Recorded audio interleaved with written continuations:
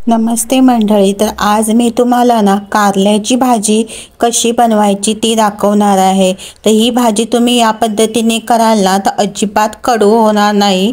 एकदम साधी सोपी अशी ही पद्धत आहे। इथे मी ही कारली घेतली आहे ना ती पिवळ्या कलरची आहे।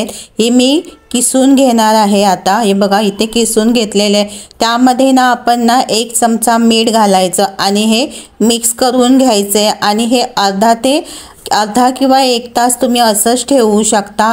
कारल्याला मीठ लावून ठेवलं ना तर त्याच्यामध्ये पाणी सुटतं आणि ते पाणी आपण काढून टाकायचं, म्हणजे त्याच्यातलं कडवटपणा पूर्ण निघून जातं।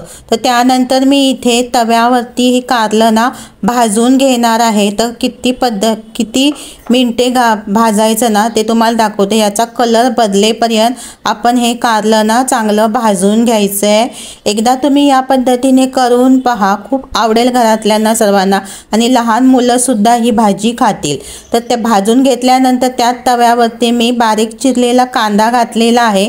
कांदा घालून तो मी थोडा वेळासाठी असा परतून घेतलाय आणि त्यानंतर त्याच्यामध्ये आपण ना थोडंसं तेल घालायचं। तेल घालून नंतर सुद्धा आपण थोडंसं परतून घ्यायचं।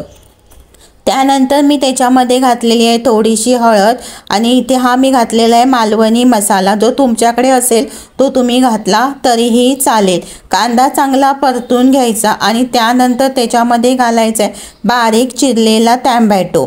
रेसिपी आवडली तर चॅनलला लाईक करा, शेअर करा आणि सबस्क्राईब करा।